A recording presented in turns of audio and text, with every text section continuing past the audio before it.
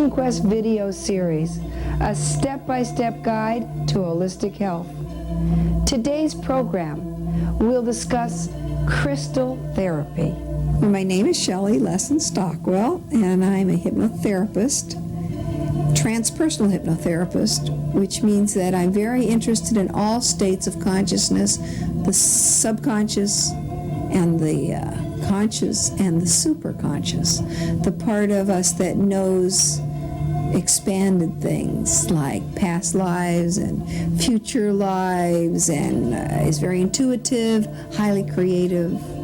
So I'm interested in that as a hypnotist, and I'm also a trance channel, which means that I put myself into an altered state and my guides speak through me. In this show, we're going to explore precious and semi-precious crystals. We'll see how quartz and amethyst crystals can intensify and focus your healing, how color therapy works, and how electrocrystal therapy works as well. There have been few modern-day discoveries which can truthfully claim to be original. The majority of new innovations seem to be the rediscovery of ancient knowledge which has in some way been lost by the passage of time. This is certainly true of crystal therapy, which utilizes and harnesses electromagnetic energy for healing. Crystals actually have their own energy, and quartz crystal has the ability to amplify, transform, store information. So with this knowledge, we're able to combine the crystal energy with our own energy to actually amplify our own healing energy, or the universal healing energy that's coming through our hands when we work. So when the crystal combines with our energy, it brings light in and amplifies our own natural healing repair system that's already going on in the body. I use crystals as tools to amplify healing energy. I channel the healing energy, and it moves through me into the aura of the person I'm working on, into the chakra centers. It helps to unblock those chakra centers. And it's very much like spiritual healing. But I guess the difference is that the crystals are used, and they're used as tools to amplify that channeled healing. And also, the crystals themselves have certain qualities. And so you have the added energy from the crystals as well as the channeled energy. I do always like to stipulate that it's not me healing. I'm merely a channel for that healing. So it's not me.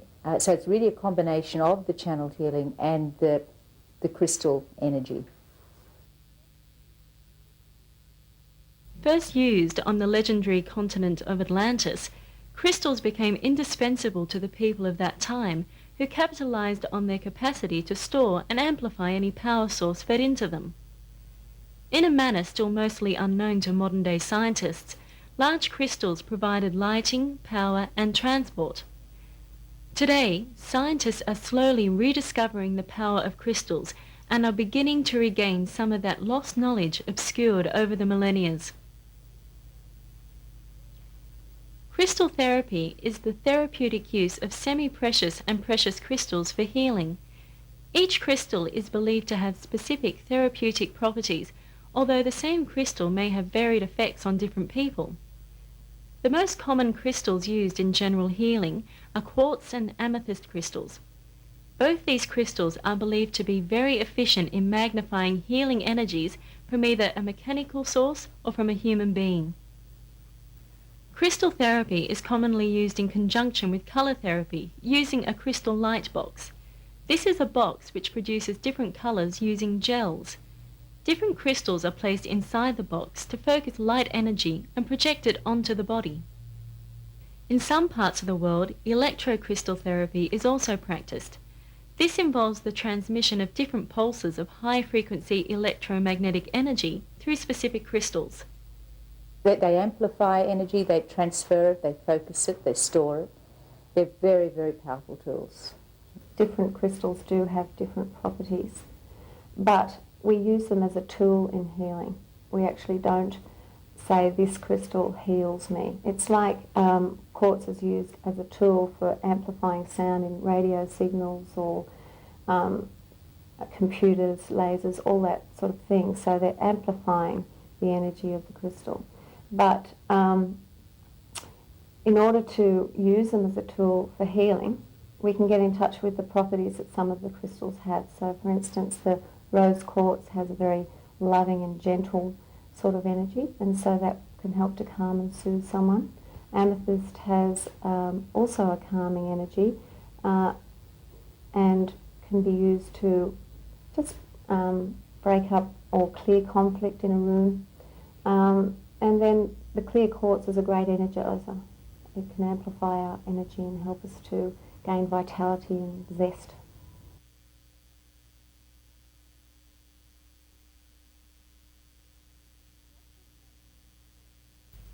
The actual time humans first discovered and began using crystals still remains somewhat obscured. Archaeologists such as Geoffrey Goodman, who wrote the book Psychic Archaeology, speculate that humans may have started collecting crystals for healing purposes more than 100,000 years ago in North America. The first recorded use of crystals dates back many thousands of years ago, during the time of Atlantis, where crystals were believed to have generated light, provided transport, and used as an adjunct in healing. The Atlanteans would use the crystal's natural electromagnetic energy to effect changes in the mental, physical, and spiritual bodies of the people. Crystals and crystal power were the principal source of energy for these people. However, as with many tools of man, these powers and energies were subject to misuse, which caused the downfall of the Atlantean civilization. After the fall of Atlantis, many ancient cultures, such as the Tibetan and Egyptian civilizations, began rediscovering the power of crystals. Around 3000 BC, the Egyptian priesthood began recreating certain aspects of the Atlantean civilization and constructed the Great Pyramids, which contained a large crystal on its apex. The Great Pyramids were thought to have been created to harness in or tap into the universal energy which came from above. Soon after, the knowledge of crystal healing was passed down through the centuries among countless cultures. The Babylonian and Assyrians used crystals as amulets, while ancient Roman and Greek authors wrote books describing the characteristics of various crystals and stones. In modern times, with the growth of electronics in the 1950s and 60s, synthetic crystals sprouted new interests. These crystals could be grown to specific specifications for use in precision electronic equipment, such as watches or computers. In recent years, with the invention of the crystal wand by a London practitioner, Harry Oldfield, the ancient art of crystal healing has since been rediscovered. Oldfield's device consisted of a white sound frequency generator connected to a hollow glass tube filled with various crystals and saline solution. The white sound would then be translated into an electric current stimulating the crystals, which will be placed on various acupuncture or acupressure points on the body. Through his research, Oldfield found that numerous crystals contain specific properties affecting different physical, mental, and spiritual aspects of the body.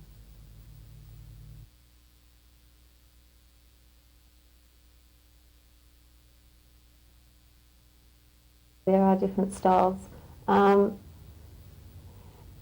guess for me, the way I use the crystals is of using them intuitively. So I'll sort of talk to the person about what they need to work on and what they're particularly working on, and I'll tune into the energy or the colour of the crystal and be guided as to where I'll use it on the body. But there are formats and layouts that have been designed and have worked over the years for different people.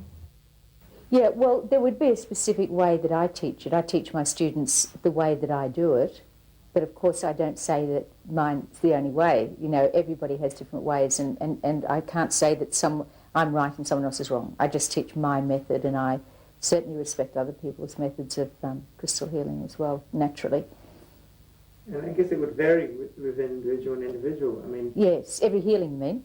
Yes, because every healing is completely different, because you have a different combination of energy. You have the combination of the channeled healing energy, the layout of crystals on that particular person, and there is, I guess, some input from your own energy and the energy of the person lying there. So already you have 4 types of energy, but also crystals, you know, are all completely different. There's no 2 crystals the same. You know how we have, we have fingerprints which establish that we're all very different from each other. Each crystal is completely different, has its own signature tune, so each collection of crystals on a body would create a different collective energy each time as well.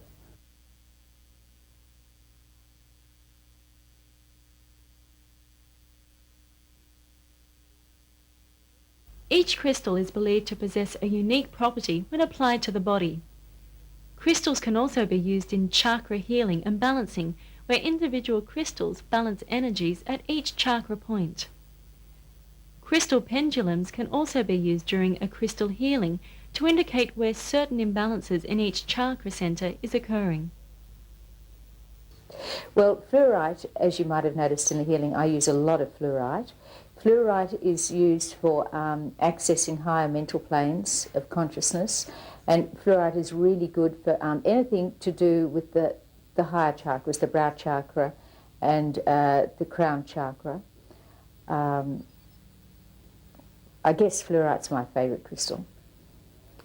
Clear quartz is used for transferring energy, storing it, focusing it, amplifying.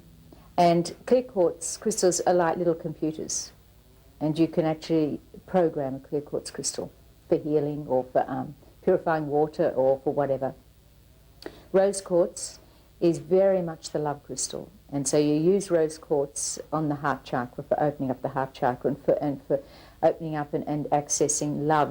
And today I used rose quartz on Joe's heart chakra, but it was a beautiful piece shaped in the shape of a heart, which would then actually empower the quality of that rose quartz crystal, because the shape does lend a certain potency, just as a pyramid shape lends potency to a crystal as well, and a sphere.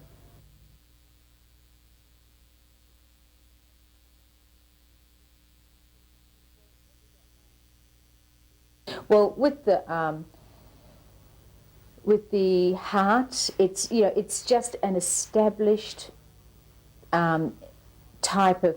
It means over the years and the centuries, the shape of the heart has gathered energy around it to the shape of love. Everybody knows the shape of the heart is love, and people have known that through centuries. It's the same with the pyramids, the power of the pyramids, and the sphere. They all have, through cultures, civilizations, beliefs, philosophies, practices, through tribal communities, whatever, that all lends certain vibrational power to that particular shape.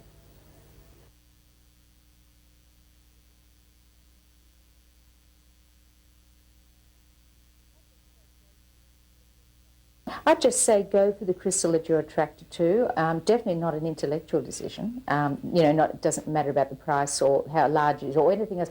Go for what you feel strongly.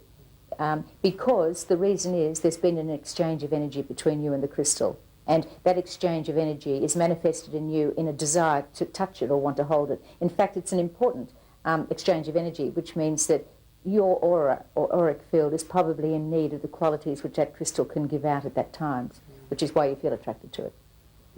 Well, I'd just say to go into the shop and just really enjoy looking around the shop, the crystal shop or the market, wherever you are, and just to really go to the crystal that you feel drawn to. Don't have any idea at all about the type you want or anything. Just allow yourself to go in, and there'll be one that you'll just feel a really strong pull, and that'll be the crystal, because it's like the crystal and you have an energy blend, and that means you'll be able to work together satisfactorily. So just go with the one you really, and you can choose for other people in that way too. Instead, you don't, what you can do is just visualize that person and just say, I'm just choosing a crystal for this person, for their highest good, and just allow yourself to be drawn to the one. And often it's like, oh, that's my favourite one, or I really love that one, or someone told me to get that one.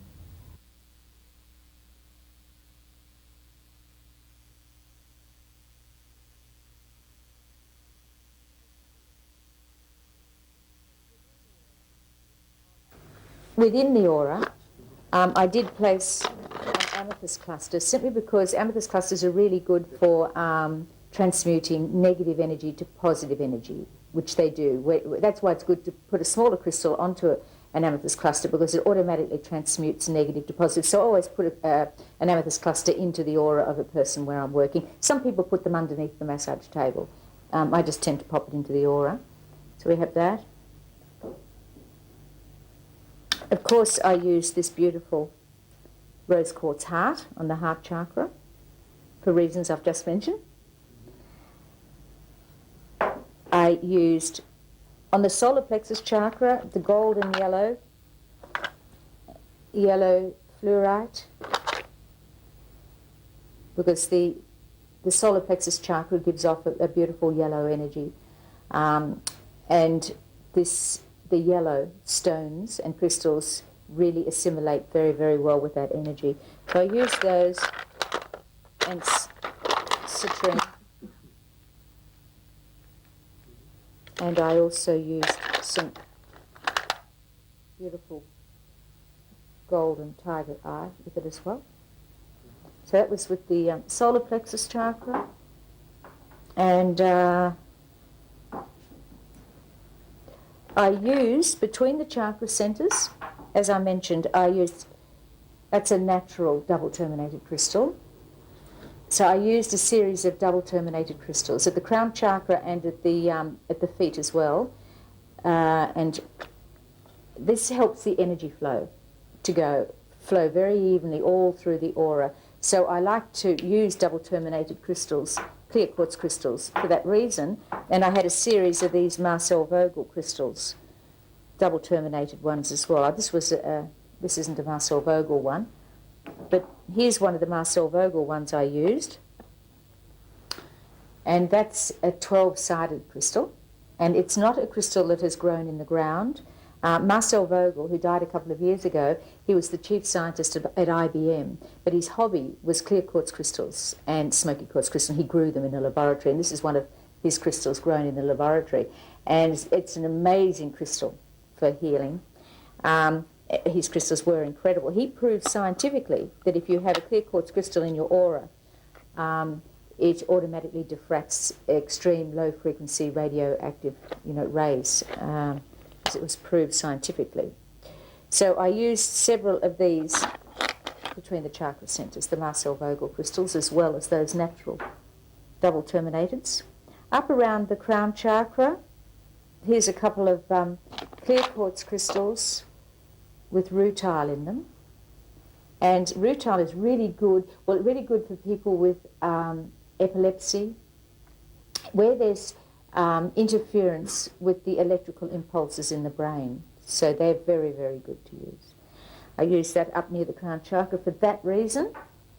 Of course, as I said, I used a lot of fluorite because fluorite is my very favourite crystal all around the crown chakra and brow chakra. There's another one.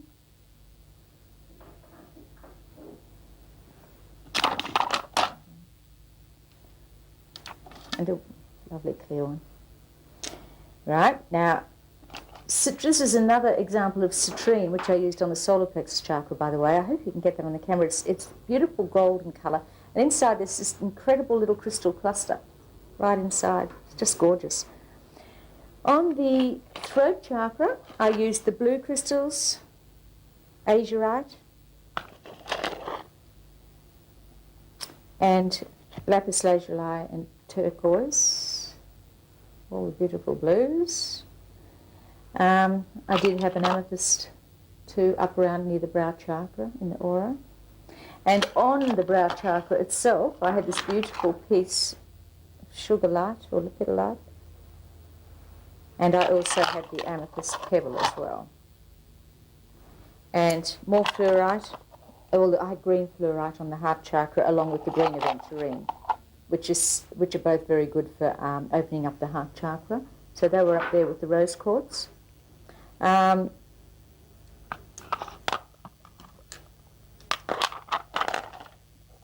chakra, I used red jasper and carnelian. for emotional, unblocking any emotional blocks. And I had hematite, which is excellent for any fluid imbalance, whether it's the blood or the water. So they're very, very good to use in the aura for that sort of thing. I used pyrite because I knew that Joanne had a problem with respiratory problem with her lungs, and that's very good for that sort of thing. I put black tourmaline in because black tourmaline is very, very good for protection. See, Joanne does a lot of work, psychic work, and so the black tourmaline in the aura just provides a very powerful, like an armour in the aura against negative energy. Smoky quartz for any scarring from operations or any problems down in the base chakra, especially reproductive problems. And this is the black obsidian, which I used at that area too, in the shape of a little black arrow.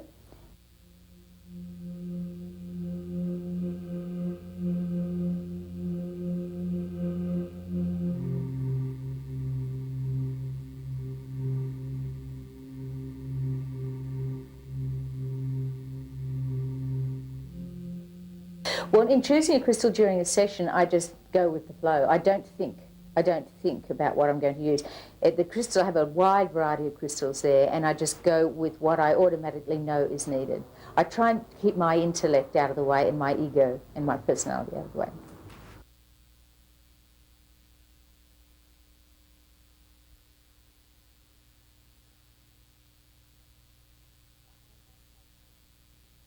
I have had paralysis disappear through crystal healing, paralysis down the right side of somebody. That was in 2 sessions. I mean, that's pretty dramatic, I know, and that's one dramatic one. Another one that I'm working on now, gosh, I hope I'm not treading on anybody's toes by talking about this subject, but I'm treating somebody with leukemia at the moment, and we are getting the most amazing results in the white cell count going down drastically, like 70% after 1 session. And so this has been very, very interesting for me, but I don't like to speak up too much about it because, you know, it's one case. And you have to see many, many cases to be able to confidently say. But could be a combination of things, I guess. Yeah. But and another really good thing the crystals are good for, if somebody's had surgery, if you have surgery or over-abuse of drugs or alcohol or an accident falling over, it actually really damages the aura, really shatters the aura. Now, a crystal healing is perfect for that sort of thing. Perfect. It really is wonderful for stabilising the aura after any of those things.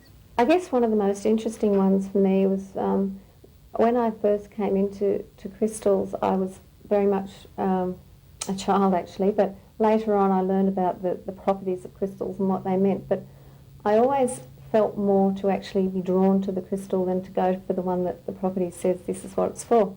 So I had someone come to me one day and they had just had their wisdom teeth removed, and they were in a lot of pain. And it was interesting because I ended up picking a stone which I would never have occurred to me to actually use, and they just held that stone over just the outside of their cheek, and it absolutely absorbed all that pain. They felt pain relief fairly instantly. And from my own experiences also, after having minor operations, and I've noticed that I can actually draw pain out, or I can move, shift the energy where there's too much energy to other areas so that it's drawing out that pain or adding energy to areas that need it.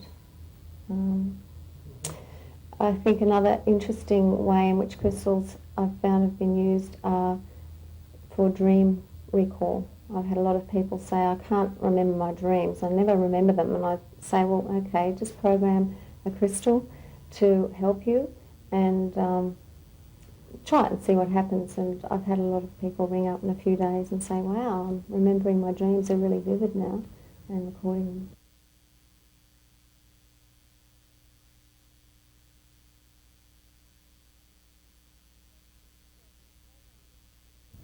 So to program a crystal is to actually get the crystal to aid you with something that you would like to do. Again, it will not take away your responsibility. You are still responsible for yourself and your healing, but you can actually program a crystal to assist you in some way. So what you do is I've got a crystal in my hand. For example, this is a blue lace agate to help me speak. To program this crystal, I just hold it at my heart and I just allow light to come in, that universal energy light, to breathe it in. And then I'd say, I program this crystal to assist me in being calm as I'm speaking. So you can program them for all sorts of things, and that energy will help you to gain the goal that you're aiming for.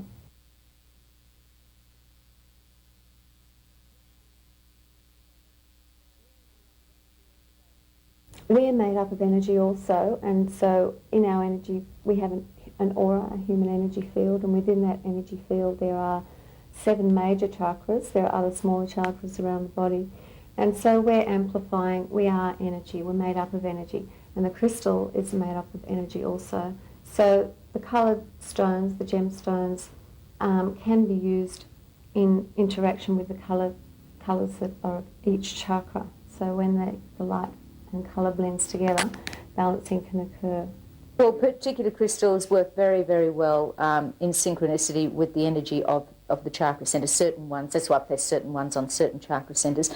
But again, I don't like to be too dogmatic about anything, because I really believe that none of us are experts in this field. None of us can claim to be experts in this field, because we're really all, it's as if we're all in kindergarten still. We're still just relearning about crystals. We knew it all before, back in the times of Lemuria and Atlantis. We blew it, and now we're learning again, taking it step by step gradually. But I don't feel that any of us can claim to be experts yet. Not by a long shot. We're still learning.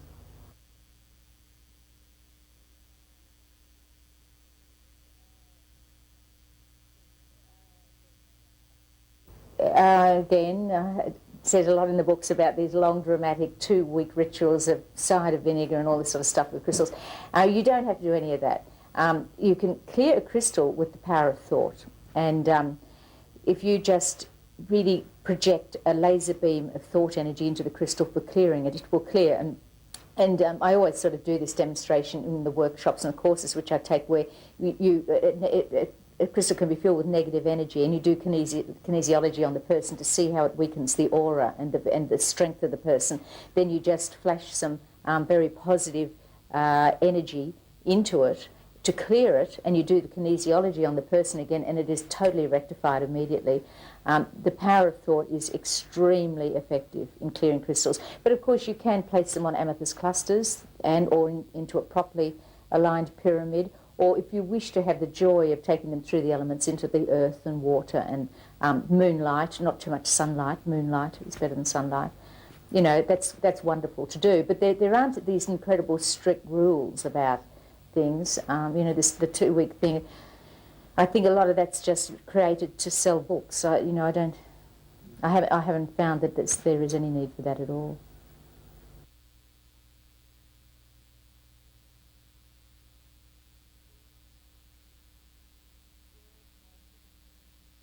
We all have, or most of us have, a concept that there is something outside of ourselves. There is a higher force. Some people call it God, others the universe. And I feel that it's just a wonderful higher force and energy that's really refined and flowing at a frequency. And we're all made up of energy, so we are a part of that universal energy.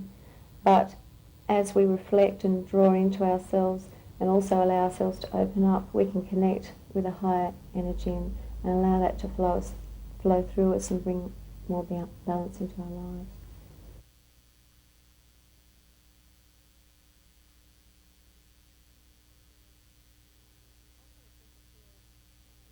Often people feel, you know, you hear people saying, I don't feel myself, you know, I feel out of whack, I feel exhausted, I feel overworked, I need my space. And that's because their energy is out of balance. And so when we bring in particular stones and when we use the healing energy and the crystals together, we can work at realigning that balance I mean, we can do it naturally by spending time in nature. And when you go on holidays, you come home and you go, oh, I feel more myself again. I had some space, I feel okay. So it's like aligning that energy so you feel right, you feel in tune with yourself.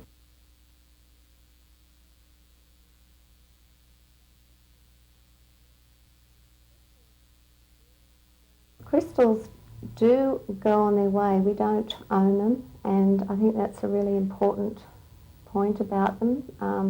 Often you hear people saying, oh, don't touch my crystal, but I think crystals are to be shared, and especially with children, because they've got all that wonderful, innocent, joyous energy. So I think that's to be encouraged, to share crystals.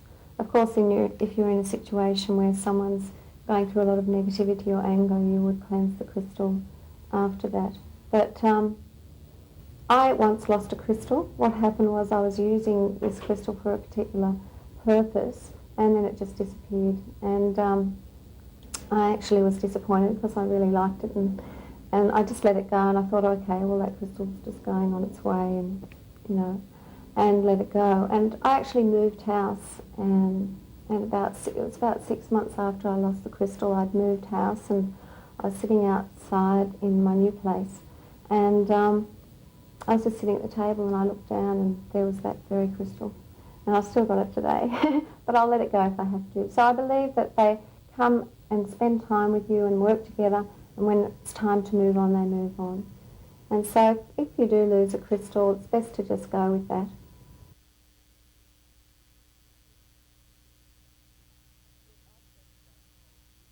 Look, I'm going to say no, even though others might say yes, because, look, crystals are very pure energy vibrations. They're very pure. It doesn't matter about mixing them up together. Crystals, if you get a whole lot of crystals put together, for instance, they all immediately adjust to each other and create a wonderful, harmonious, balanced atmosphere. And I always say we humans could learn a lot from crystals. If you put a whole lot of humans into a small room for a period of time, there'd soon be, division and segregation and all that sort of thing. Crystals adjust to each other. They're very, very pure. I can't see any danger or anything negative about crystals. The only thing that I would obviously warn against is that they do absorb energy, and they don't discriminate, so they can absorb negative energy, which means, and when I say negative energy, illness or depression or anger. So you do have to be very aware of clearing crystals at all times, simply because of this. But that's not the poor old crystal's fault if it absorbs negative energy from somebody who's been handling it. Well, I'd only ever use crystals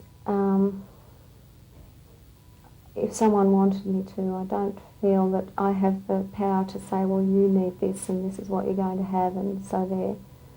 So again, I think that's really important.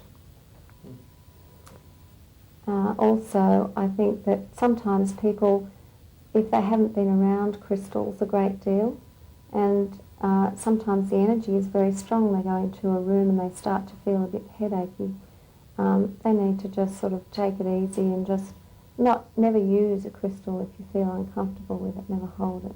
I've seen people who have actually held a crystal and felt a lot of negativity, and so it's important that they just let it go and not feel they have to keep forcing something to happen.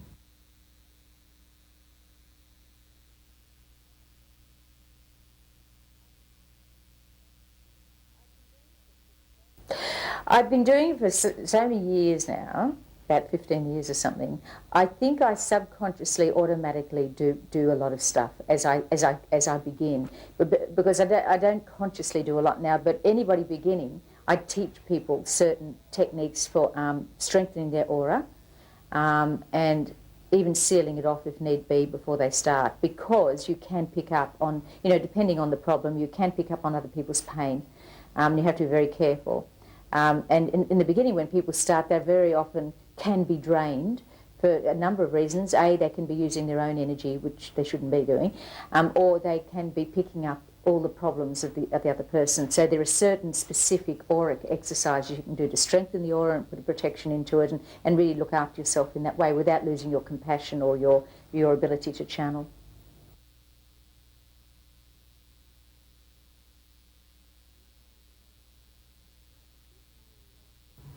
Well, I think more and more that there are changes occurring in medical field in their attitudes towards alternative therapy.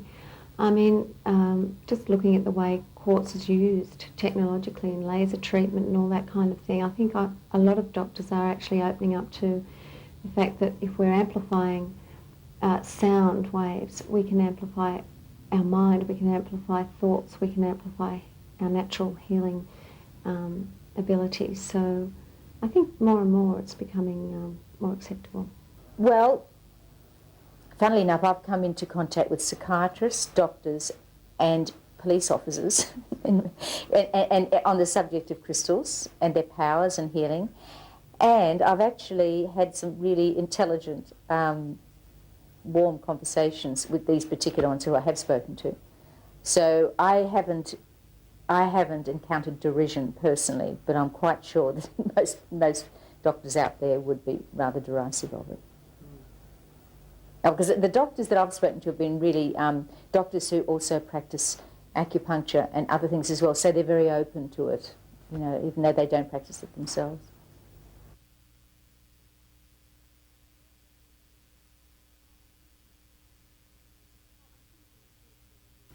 Well, I think in the future it'll be a blend of a lot of different therapies. There'll be some really wonderful, unique blends occurring from the use of crystals, herbs, healing, and orthodox medicine. I think there's room for all of us. As long as we keep going the right way, I think that especially fluorite, this is just my opinion, I don't know whether there's anybody else out there that shares this opinion about fluorite, but I think that it is huge, especially for fluorite and clear quartz. And I think really what we're doing is we're relearning and remembering what we knew before. For hundreds of thousands of years, different cultures have utilized the power within crystals for healing. This ancient art is once again being brought forward into the world. Hopefully, with the lessons learnt from the demise of ancient cultures such as Atlantis, humankind will be able to use the power of crystals to benefit all aspects of physical, mental, emotional, and spiritual life.